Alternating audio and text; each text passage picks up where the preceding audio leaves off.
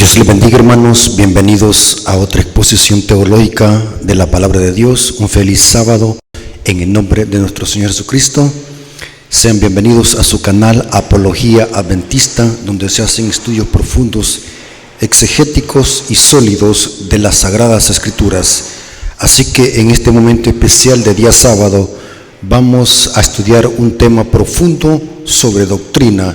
Vamos a pedir la dirección del Espíritu Santo para que el Espíritu Santo sea el guía de este estudio y que nuestra mente y nuestro corazón puedan estar santificados con la verdad. Así que vamos a orar. Bendito Señor que estás en el cielo, santificado sea tu nombre. Gracias porque nos permites en este momento especial de día santo poder conocer más de tu palabra, conocer la sana doctrina, estudiar tu santa palabra y así crecer en conocimiento. Bendice a nuestros amigos y nuestros hermanos que van a escuchar esta presentación, que ellos puedan conocer tu palabra, que ellos puedan estudiar tu palabra para que puedan creer lo que ella dice y no lo que el hombre dice. Danos discernimiento para que podamos interpretar correctamente el texto. Danos sabiduría a través de tu Espíritu Santo. Te lo suplicamos en el nombre de Jesús. Amén. Ok, hermanos, vamos a estudiar la sana doctrina. Vamos a profundizar en las Sagradas Escrituras. Cristo dijo que debemos de escudriñar las Escrituras, una afirmación categórica. Escudriñar significa buscar diligentemente una cosa hasta encontrarla. Eso vamos a hacer en este caso. ¿De qué vamos a hablar? Vamos a despedazar una pregunta. ¿Fue el ladrón al paraíso al momento de su muerte? ¿Sí o no? El tema va a girar en torno a esta pregunta. Para eso vamos a leer Lucas 23, versículo 41 al 43. Versión Reina Valera 1960 dice así: esto es en el momento que Jesús estaba crucificado en la cruz del Calvario y a sus dos costados estaban dos ladrones. Muy importante ese dato, que no lo olvidemos para que analicemos el contexto de estos versículos. Dice la Biblia que al principio los dos ladrones estaban injuriando a Cristo, pero después solamente uno, porque el otro se arrepintió. Y noten de qué se trata este evento o estos versículos que vamos a leer. Dice lo siguiente, Lucas 23, 41 al 43. Nosotros a la verdad juntamente padecemos. Esto lo está diciendo un ladrón que al principio lo estaba injuriando, pero después sintió remordimiento, su conciencia lo mortificaba y llegó a arrepentirse de su mal proceder y a última hora aceptó el Evangelio y aceptó a Cristo como Salvador personal y creyó en el Evangelio. Y dice, nosotros a la verdad juntamente padecemos porque recibimos lo que merecemos por nuestros hechos, mas ningún mal hizo. Y dijo a Jesús, noten las palabras con que se refirió el ladrón hacia Jesús. Yo me imagino que volteó su cabeza y fijó los ojos en nuestro Señor Jesucristo cuando estaba crucificado. Y noten lo que dijo. Y dijo a Jesús, acuérdate de mí cuando vengas en tu reino. Entonces Jesús le dijo, de cierto te digo que hoy estarás conmigo en el paraíso.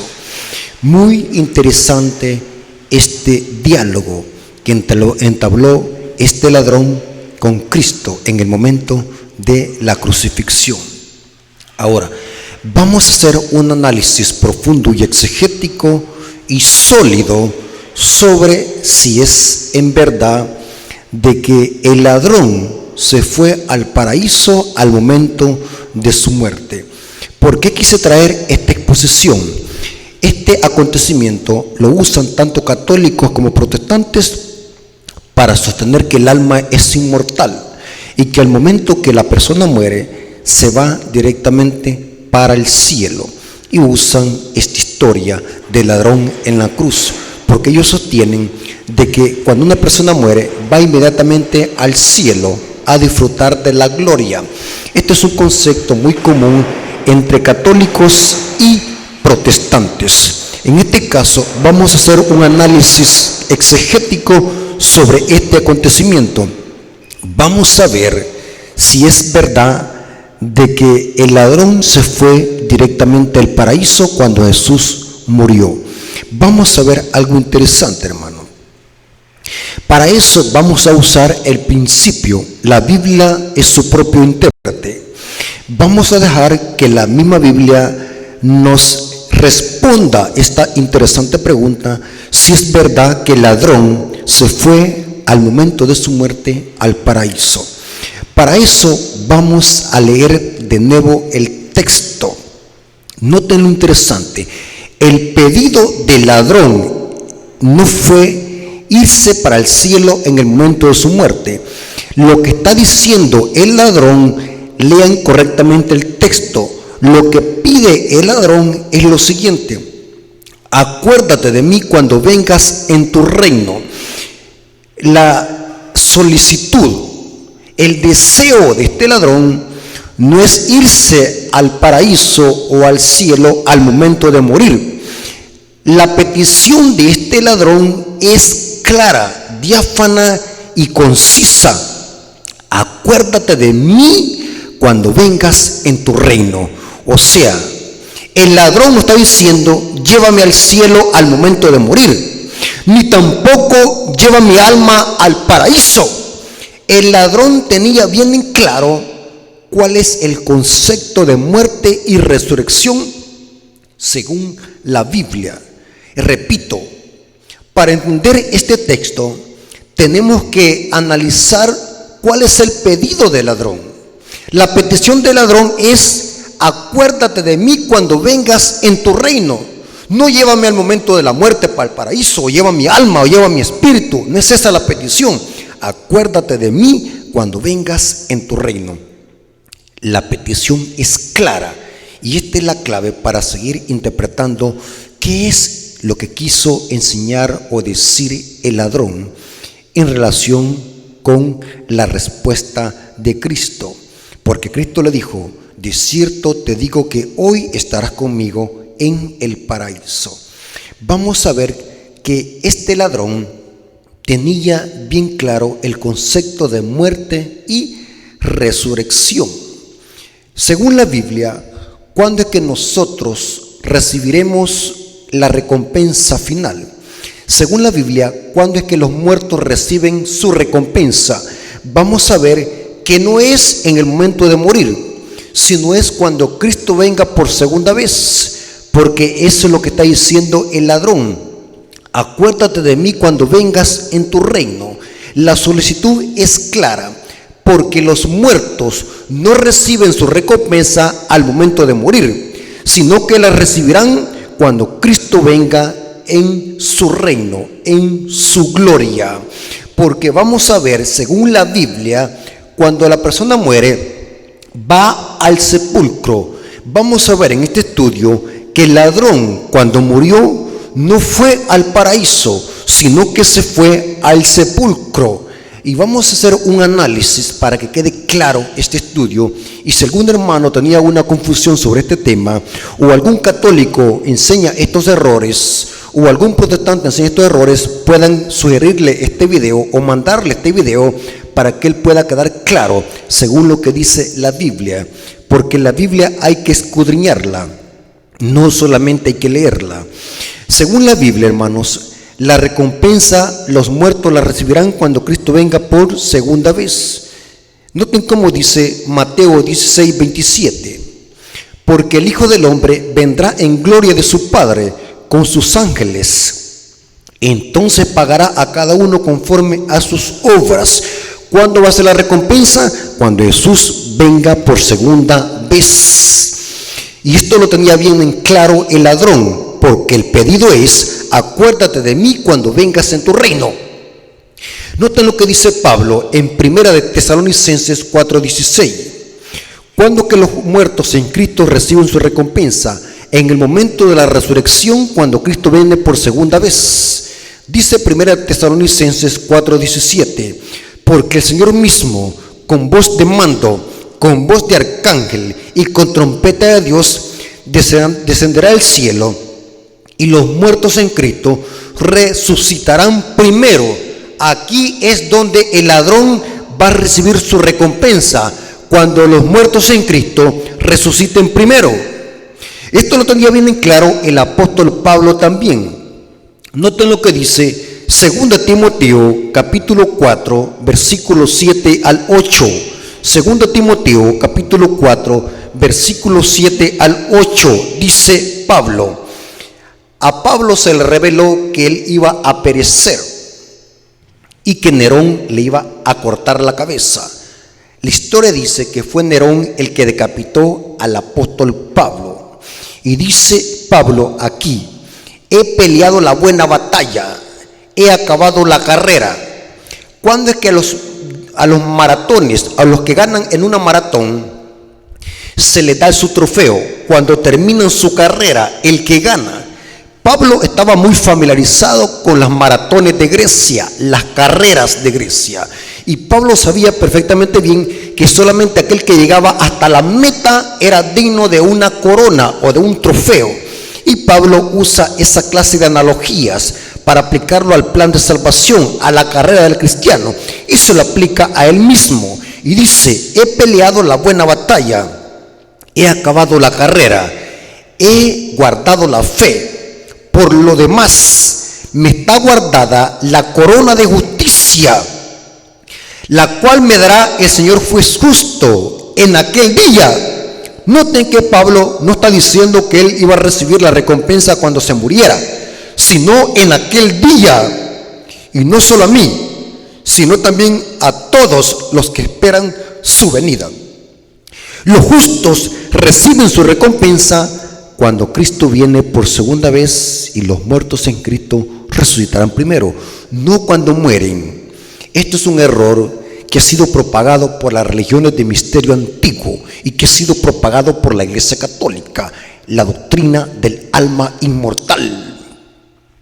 La Biblia categóricamente enseña que la recompensa a los justos la recibirán cuando Cristo venga por segunda vez, y los muertos en Cristo resucitarán primero. Mientras tanto están en el polvo de la tierra, están en el sepulcro esperando ese magno evento que es la resurrección de los justos. Noten lo que dice Juan 5:28 al 29. No os maravilléis de esto, dice Jesús, porque vendrá hora cuando todos los que están en los sepulcros oirán mi voz, y los que hicieron lo bueno saldrán a resurrección de vida, y los que hicieron lo malo a resurrección de condenación. Aquí Cristo plasma las dos grandes resurrecciones totales, divididas por un intervalo de 1000 años. Lo que Cristo está presentando aquí es de que habrán dos resurrecciones totales: la de los justos, que es la primera resurrección, y la de los impíos, que es después de los 1000 años. Dos resurrecciones. Los justos se reciben su recompensa cuando Cristo venga por segunda vez. Los muertos en Cristo resucitan primero, mientras que los impíos no se levantarán en la congregación de los santos. Los impíos tienen que resucitar después de los 1000 años. ¿Pero para qué van a resucitar? Para recibir la condenación, dice aquí nuestro Señor Jesucristo. Pero la recompensa a los justos que mueren en el Señor la recibirán cuando Cristo venga con poder y gloria. Noten la gran promesa que Jesús hizo a los discípulos y a los que creen en Él. Juan capítulo 14, versículo 1 al 3. Juan capítulo 14, versículo 1 al 3, dice Jesús: no se turbe vuestro corazón, creéis en Dios, creed también en mí. En la casa de mi Padre muchas moradas hay, y si así no fuera, yo os lo hubiera dicho. Voy pues a preparar lugar para vosotros. Y si me fuere, os prepararé el lugar. Vendré otra vez y os tomaré a mí mismo, para que donde yo estoy, vosotros también estéis. ¿Cuándo va a suceder esto? Cuando Cristo venga por segunda vez. Cristo se fue a preparar lugar. ¿De qué manera prepara ese lugar? Según la epístola de los Hebreos, Cristo prepara ese lugar a través de dos funciones ministeriales en el santuario celestial. Una es la obra de intercesor y la otra es una obra de juez. De esta manera Cristo prepara el lugar para sus hijos, que Cristo viene a traer por segunda vez, porque donde yo estoy, o para que donde yo estoy, vosotros también estéis, dice Cristo. Cité esta serie de textos para demostrar de que la recompensa, los justos que mueren en el Señor, la obtendrán cuando Cristo venga por segunda vez con poder y gloria en su reino. Y eso decía el ladrón en su pedido: acuérdate de mí cuando vengas en tu reino. Las palabras son claras. El ladrón no está diciendo: llévame al momento de morir al paraíso. La petición fue clara: acuérdate de mí cuando vengas en tu reino. Interesante. Ahora, analicemos lo otro. ¿Qué es el paraíso? Porque Cristo responde al ladrón en la cruz: de cierto te digo, hoy estarás conmigo en el paraíso. ¿Qué es entonces el paraíso? Busqué la gramática para paraíso y el griego es paradeisos. La palabra se traduce paraíso. Es evidente que el término paraíso en el griego se usa como sinónimo del cielo o el trono celestial. ¿Por qué razón? Porque el Edén o el jardín del Edén es otro nombre para referirse al trono de Dios. En efecto, el jardín del Edén, que fue plantado en esta tierra, después de la creación de esta tierra, bajó del cielo el jardín del Edén y fue plantado en esta tierra, porque el jardín del Edén era un pedacito o un pedazo del trono celestial. El jardín del Edén es el trono de Dios, el paraíso. Es interesante que Pablo lo demuestra, que el jardín del Edén o el paraíso es sinónimo para referirse al cielo, al trono de Dios. El apóstol Pablo, en una visión, fue llevado a ese lugar. Y noten cómo dice, 2 Corintios capítulo 12, versículo 2 y 4. 2 Corintios capítulo 12, versículo 2 y 4, dice lo siguiente. Pablo está hablando de sí mismo, pero evita jactarse y vanagloriarse, y usa la siguiente terminología: conozco a un hombre en Cristo, es él, lógicamente, que hace 14 años, si en el cuerpo no lo sé, si fuera el cuerpo no lo sé, Dios lo sabe, fue arrebatado hasta el tercer cielo, y conozco a tal hombre, si en el cuerpo o fuera el cuerpo no lo sé, porque las personas que caían en trance de una visión, tomado por el poder del Espíritu Santo, no sabían si era eso tan real o era solamente una visión, porque la sentían tan real que ellos la vivían. Y Pablo expresa aquí, no sé si fue en el cuerpo o fuera del cuerpo, pero dice que fue arrebatado al paraíso, de donde oyó palabras inefables que no le es dado al hombre expresar. O sea que el paraíso está en el tercer cielo. Según la Biblia hay 3 cielos. El cielo atmosférico, donde vuelan las aves y hay nubes. El segundo cielo es el cielo estelar, donde hay estrellas, planetas y meteoritos. El tercer cielo es el cielo celestial, donde mora Dios y los ángeles. Cristo dijo en la oración modelo: Padre nuestro que estás en el cielo.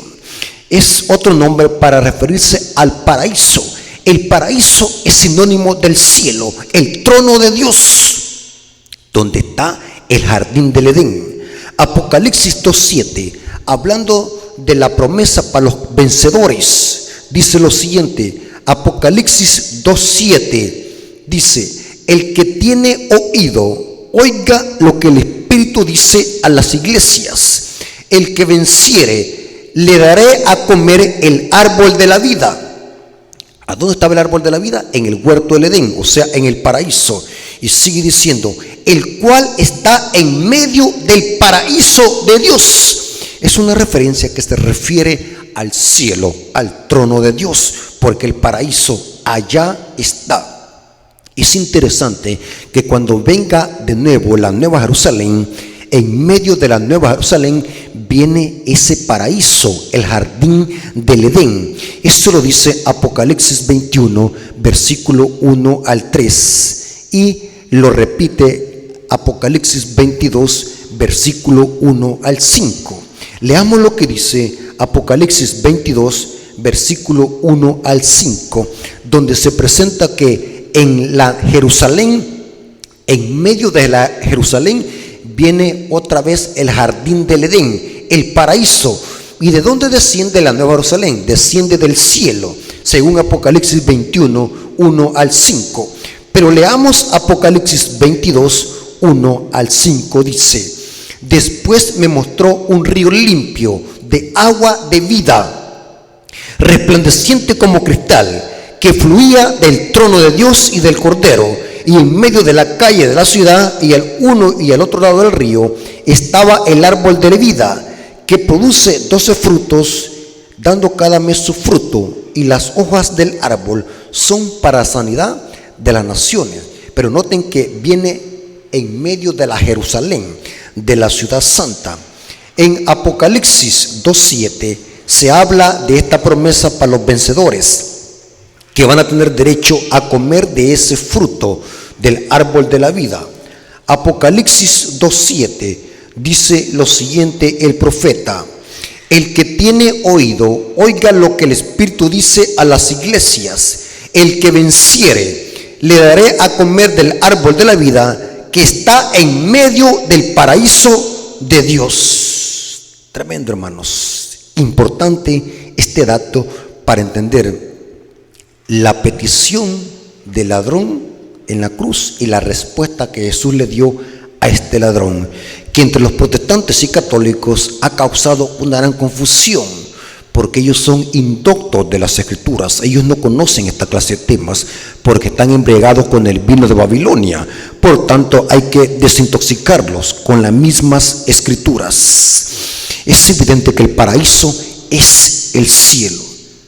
Aquí viene la pregunta: si nosotros creemos de que el ladrón se fue inmediatamente al paraíso al momento de su muerte, esto contradice la Biblia. ¿Por qué razón? Esto hace una tremenda contradicción. ¿Por qué razón? Según la Biblia, Cristo no fue al paraíso al momento de su muerte. Según la Biblia, Cristo se fue al sepulcro. No tenga adventista. Cristo al momento de morir no se fue al paraíso, porque el paraíso ¿dónde queda? En el cielo, el trono de Dios.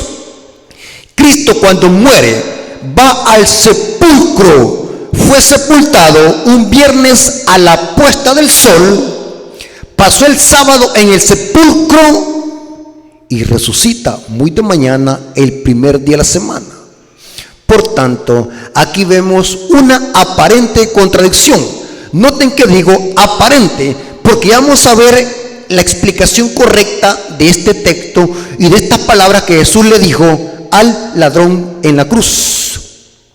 Bíblicamente, Cristo fue al sepulcro, no al paraíso.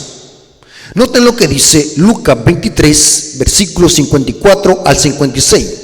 Lucas 23, versículos 54 al 56. Esto sucedió un viernes en la tarde, antes de la puesta del sol. El día de preparación es el sexto día, la antesala para el Shabbat. Era el día de la preparación y estaba para comenzar el día de reposo. Y las mujeres que habían venido desde Galilea siguieron también y vieron el sepulcro y cómo fue puesto su cuerpo. ¿A dónde se dirigió Jesús al momento de su muerte?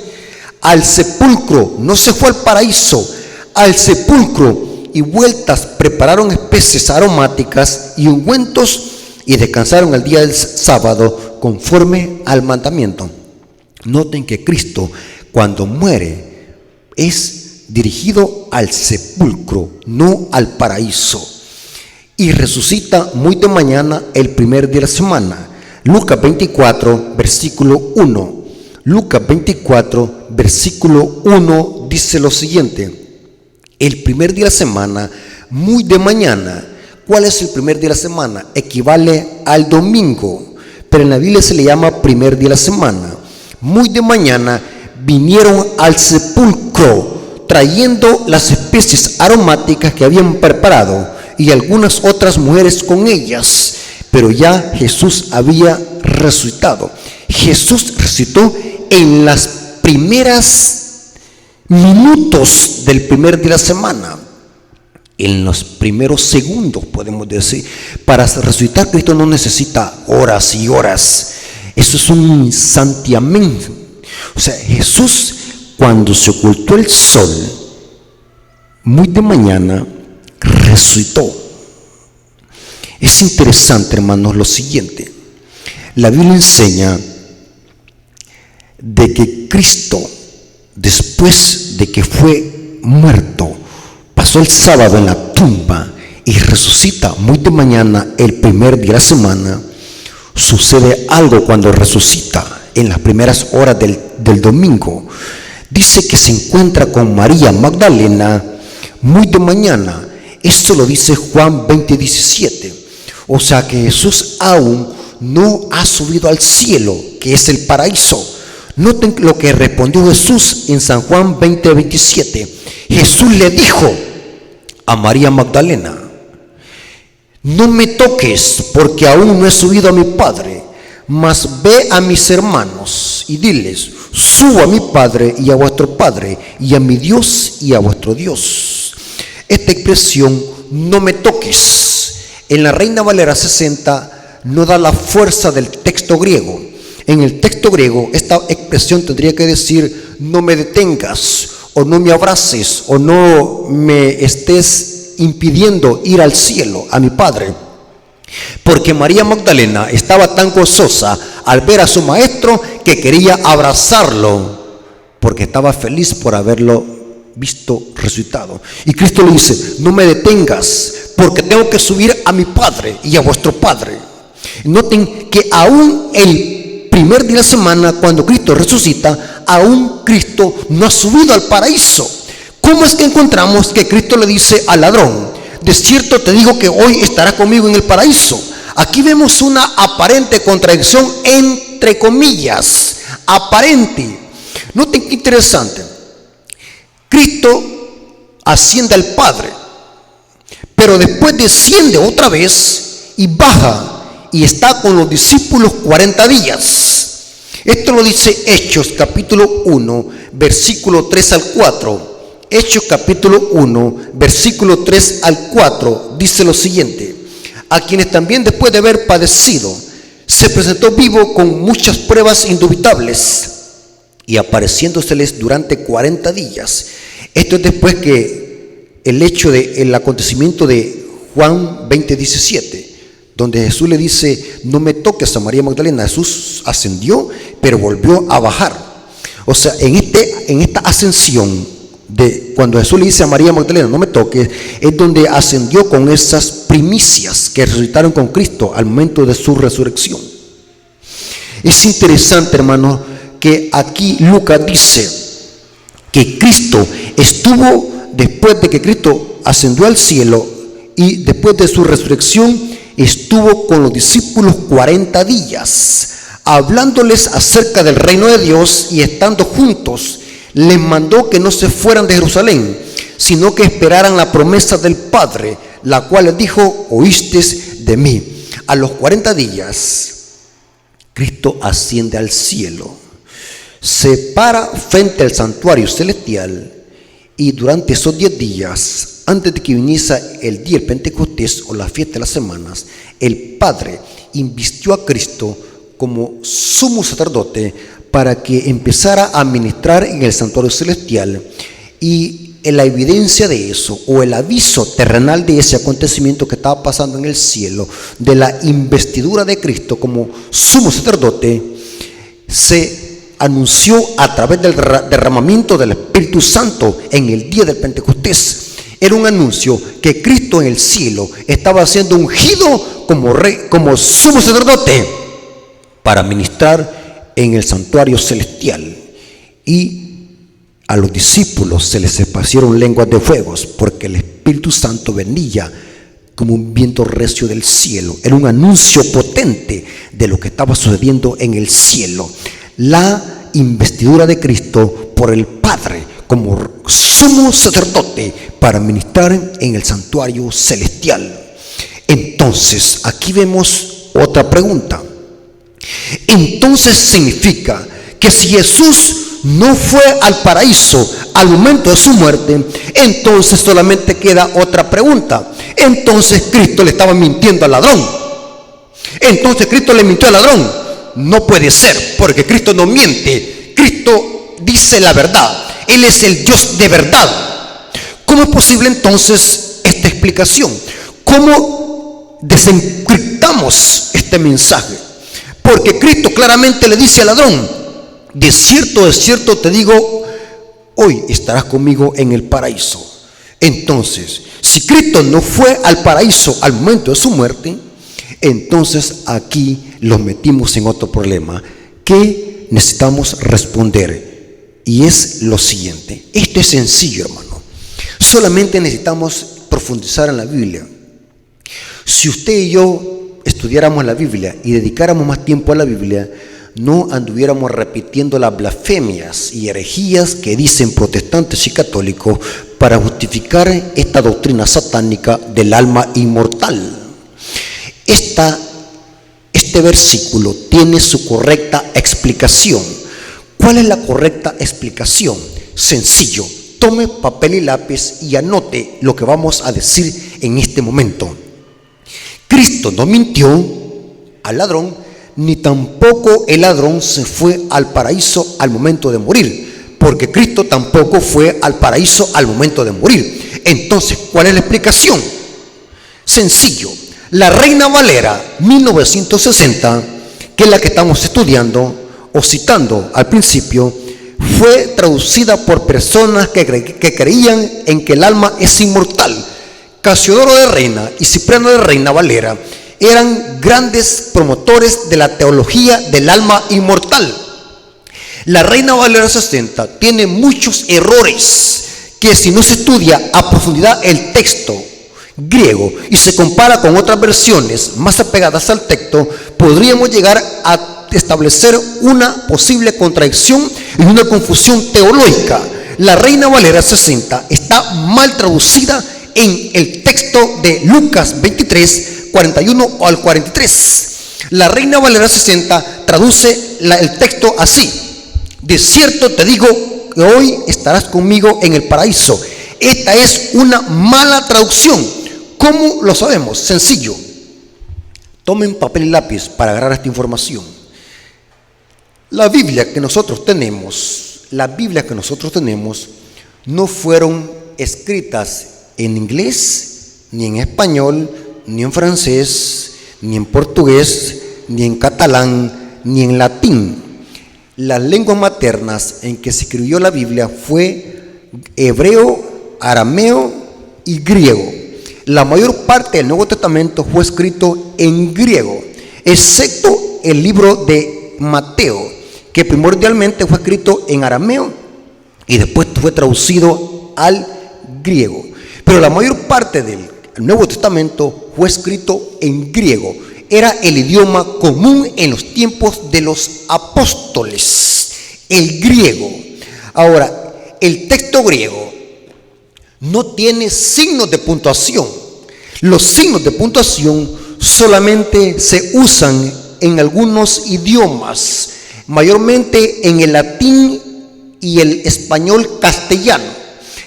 Pero en el griego no existe signos de puntuación, no existen comas, no existen puntos y apartes, no existen puntos y seguidos, no existen paréntesis, no existen virgulillas, no existen diéresis, etcétera, etcétera.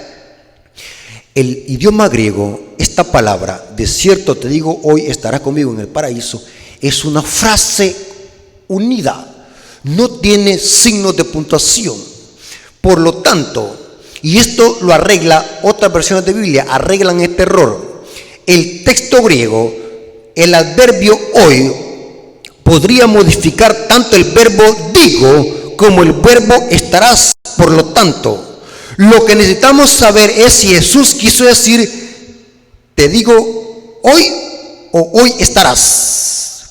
Es interesante, hermanos, que acabamos de ver de que es imposible que Jesús haya dicho hoy estarás. La mejor traducción tendría que ser usando el griego te digo hoy. ¿Por qué razón? Vamos a leer el texto como debería traducirse en el griego. La mejor traducción tendría que ser así: de cierto te digo hoy, coma, estarás conmigo en el paraíso. La coma tiene que ir después de hoy. O sea, lo que Jesús está diciéndole al ladrón, que hoy te estoy prometiendo, hoy te estoy diciendo que estarás conmigo en el paraíso. ¿Pero cuándo? Hemos leído el contexto, que sería cuando Cristo viniera con poder y gloria en su segunda venida. La coma tiene que ir después de hoy. De cierto te digo hoy, hoy te estoy prometiendo, hoy te estoy haciendo esta promesa, que estarás conmigo en el paraíso. ¿Pero cuándo? Cuando venga con poder y gloria nuestro Señor y Salvador Jesucristo. Muchos protestantes y católicos no saben esto, que la coma tiene que ir después de hoy, usando la sintaxis y el texto griego. El texto griego tendría que decir: de cierto te digo hoy, coma, estarás conmigo en el paraíso. Hermanos, lo que Jesús estaba diciéndole al ladrón: hoy te voy a hacer esta promesa, tú me estás pidiendo que me acuerde de ti cuando venga en gloria. O sea que Jesús sabía perfectamente bien que el ladrón le estaba pidiendo la vida eterna cuando Cristo viniera con poder y gloria en su segunda venida. Acuérdate de mí cuando vengas en tu gloria. El ladrón estaba siendo específico con su petición, y Jesús tuvo que haberle contestado de la siguiente manera: de cierto te digo hoy te estoy diciendo esta promesa, te lo aseguro hoy, en este momento presente, que estarás conmigo en el paraíso cuando venga con poder y gloria. Y saben algo interesante, hermanos, muchos no saben esto que voy a decir, muchos adventistas no saben esto, pero es interesante, hermano, que los evangelios dicen de que los dos ladrones estaban injuriando a Cristo, estaban acusándolo a Cristo, pero después uno se arrepintió. ¿Por qué uno se arrepintió y el otro no? ¿Saben qué interesante, hermano?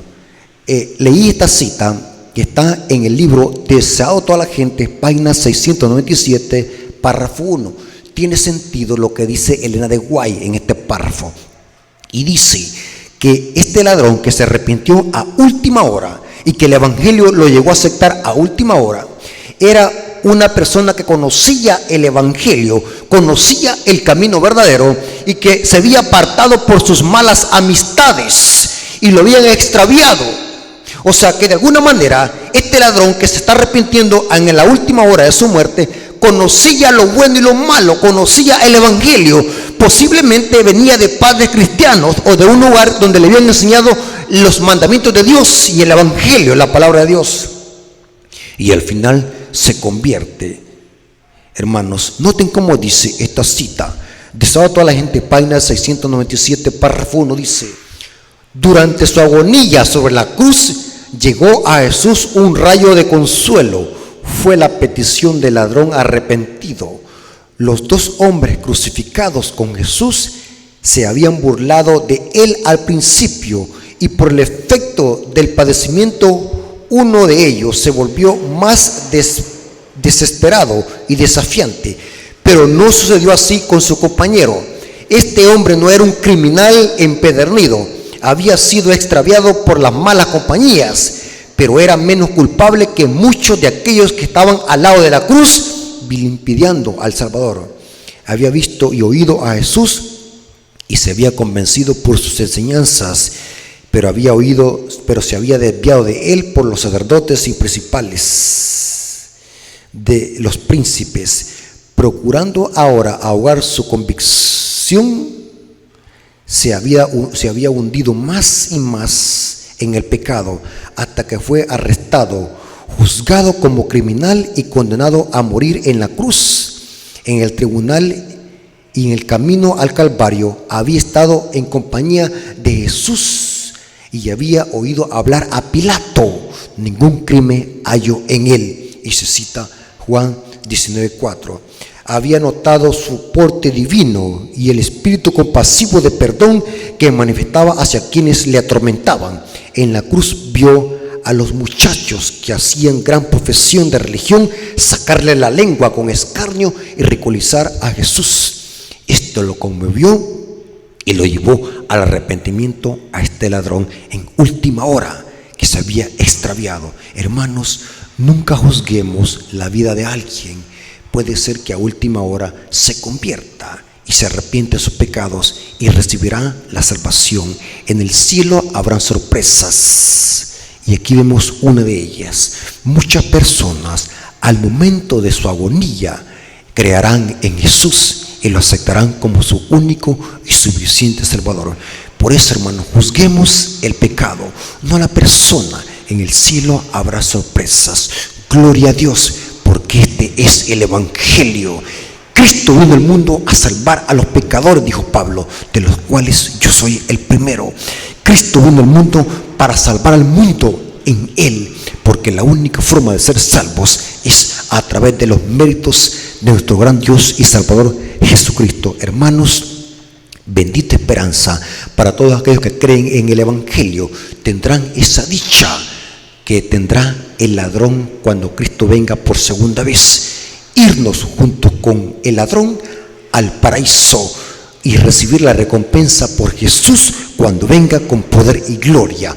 Esta promesa que Jesús le hizo al ladrón en ese momento se cumplirá cuando Cristo venga por segunda vez con poder y gran gloria. Se cumplirá el pedido del ladrón: acuérdate de mí cuando vengas en tu gloria. Hermosa promesa para todos aquellos que mueren en el Señor. Todos aquellos hijos de Dios que han muerto en el Señor también irán al paraíso, como irá el ladrón que se arrepintió. Gloria a Dios por esto, hermanos. ¿Captaron el mensaje, hermanos? Sencillo.